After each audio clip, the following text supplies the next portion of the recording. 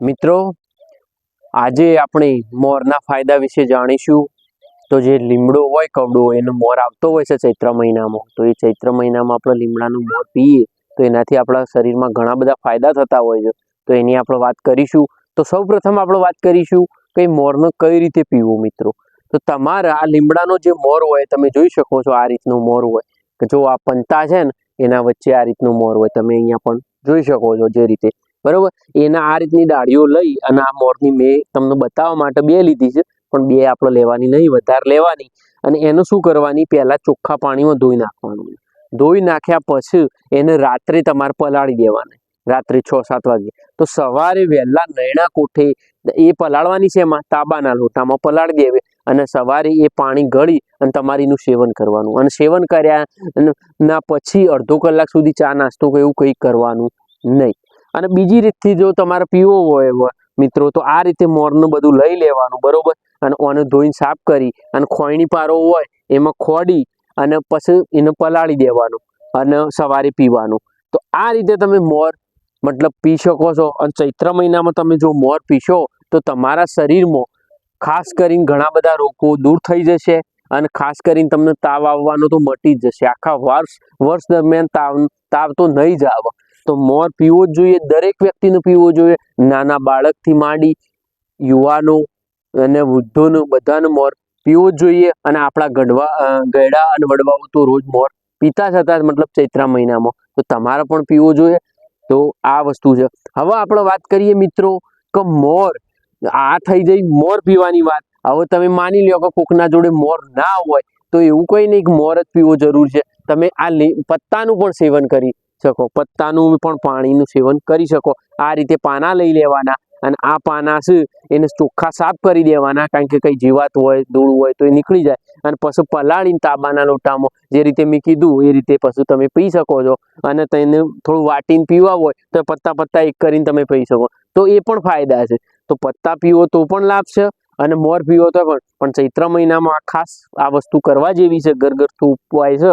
તો આ કરવાથી તમને ફાયદો થાય. હવે મિત્રો, આપણે વાત કરીએ કે મોર પીએ તો શું ફાયદો થશે અને પત્તા પીએ તો શું ફાયદો થશે. તો તમે આ વિડીયોમાં બન્યા રહેજો. તો હવે આપણે વાત કરીએ મોર પીવાના ફાયદા. તો મિત્રો, આપણે વાત કરીએ મોર પીવાનો ફાયદો. તો પહેલો ફાયદો છે કે પાચન સુધારે છે.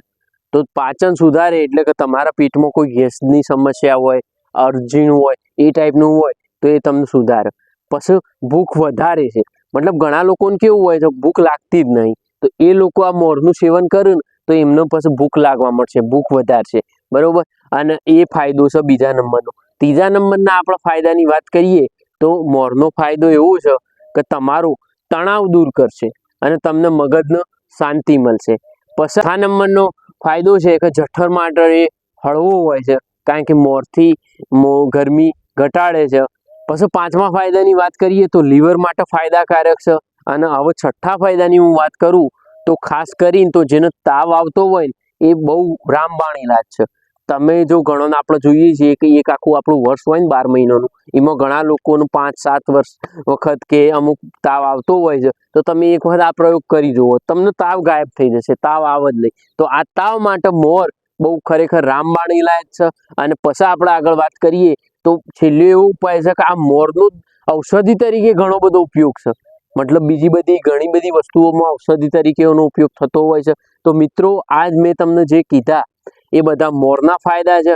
હવે આપણે જોઈએ કે પાનાના ફાયદા. તો મિત્રો, પાનાના ફાયદા એવા છે કે એ રક્ત શુદ્ધ કરે છે, કે ઝેરી તત્વો તમારા શરીરમાંથી લોહીમાં જે રહેલા હોય છે એને દૂર કરે છે, બરોબર. અને પછી બીજો ફાયદાની આપણે વાત કરીએ તો જેને ડાયાબિટીસ હોય છે એને પણ ફાયદાકારક. કઈ રીતે કે જે પાનાનું મતલબ આ રસ પીવો, મતલબ જે પલાળી, તો એનાથી જે લોહીમાં રહેલું બ્લડમાં રહેલું શુગર કંટ્રોલ કરવામાં મદદરૂપ કરે છે. મોરનો પાંદાનો ફાયદો એવો છે કે ચામડી માટે ફાયદાકારક, કે જેને દાદર થતી હોય કે ખંજવાળ આવતી હોય ને અને એવું બધું થતું હોય ફોલ્લીઓ, તો એ પણ મટાડે છે.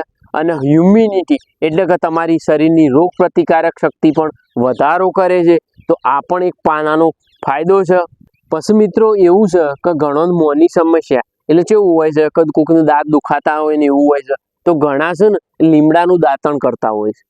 તો લીમડાનું દાંતણ કરવાથી તમારો મોંની સમસ્યાઓ, કોઈ દાંતના દુખાવો હોય, દાઢોના દુખાવો હોય, એ પણ બધા મટી જાય છે. તો લીમડાના કડવા લીમડાના ફાયદા તો જેટલા કહીએ ને એટલા ઓછા પડે, બરાબર મિત્રો. તો અત્યારે આ ચૈત્ર મહિનો ચાલી રહ્યો છે, તો મને થયું કે એક વિડીયો દ્વારા હું બધા મિત્રોને આ વસ્તુ કહું કે લીમડાના અને મોરના તો ખૂબ જ ઉપયોગ છે. તો દરેક વ્યક્તિને મારી એક અપીલ છે કે દરેક વ્યક્તિ આ મોરનું સેવન કરો અને એના ફાયદા જે આપણને મળે છે એ લેવા જ જોઈએ.